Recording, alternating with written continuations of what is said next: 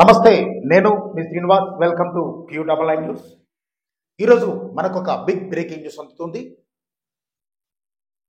Telugu Desam party Rajya Sabha పోటీలో తన పోటీని నిలబెడుకుంటుందని గత కొన్ని రోజులుగా అనేక విషయాలు పుకార్లు చక్కర కొడుతున్నప్పటికీ ఈరోజు ఆ విషయానికైతే పోలీస్ స్టాప్ పడిందని మనం చెప్పుకోవచ్చు.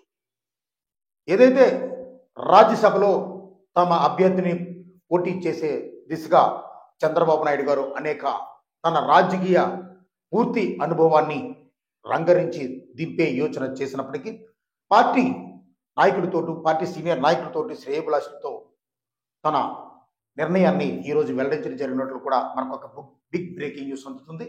దీని సారాంశంగా ఏదైతే ఈరోజు రేపటితో ఈ యొక్క రాజ్యసభ నామినేషన్ గడువు పూర్తి కావడంతో తెలుగుదేశం పార్టీ నుంచి ఒక్క నామినేషన్ కూడా పడే అవకాశం అనేట్లు ఈ బిగ్ బ్రేకింగ్ న్యూస్ సందర్భంగా మనం చెప్పుకోవచ్చు. అయితే తెలుగుదేశం పార్టీ చరిత్రలో 40 ఏళ్ల చరిత్రలో ఈ రోజు వరకు రాజ్యసభకు పోటీ చేయలేని పరిస్థితి అయితే ఎప్పుడూ కూడా చూసిన సందర్భాలు లేవు. కానీ ఈరోజు తెలుగుదేశం పార్టీ ఆ యొక్క సమస్యని ఎదుర్కోవాల్సిన ఆవశ్యకత ఎంతైనా ఉంది.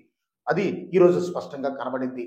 అయితే తెలుగుదేశం పార్టీలో ఉన్న తెలుగుదేశం పార్టీ ఎమ్మెల్యేలు కానీ, అలాగే కొన్ని సందర్భాల్లో వైఎస్ఆర్ కాంగ్రెస్ పార్టీ ఎమ్మెల్యేలు కూడా సపోర్ట్ చేసే అవకాశాలు ఉన్నాయనుకొని ఈ రోజు వరకు తమ రాజకీయ అనుభవాన్ని వెల్లడించి, రాజకీయ అనుభవాన్ని కోడీకరించి ఏదో ఒక ప్రయత్నం చేస్తారని అనుకున్నప్పటికీ, ఒకవేళ సంఖ్యాబలం చాలనప్పటికీ పోటీ చేస్తే ఒక రకంగా ఓడిపోతే ఈ 2024 ఎలక్షన్లో రానున్న సార్వత్రిక ఎన్నికల్లో ఈ ఓటమి యొక్క ప్రభావం తప్పనిసరిగా అన్ని లోక్సభ, పార్లమెంట్ స్థానాల మీద పడుతుందని, ఇది ప్రతిపక్షాలకు ఒక ఆయుధంగా మారే అవకాశం ఉన్నందున చంద్రబాబు నాయుడు గారు ఇలాంటి నిర్ణయం తీసుకున్నట్లు మనకు ఒక బిగ్ బ్రేకింగ్ న్యూస్ అందుతుంది. ఇలాంటి లేటెస్ట్ న్యూస్ అప్డేట్ మీ మొబైల్లో పొందాలనుకుంటే తప్పనిసరిగా మీరు మన క్యూ డబల్ ఐ న్యూస్ ఛానల్ని సబ్స్క్రైబ్ చేయండి.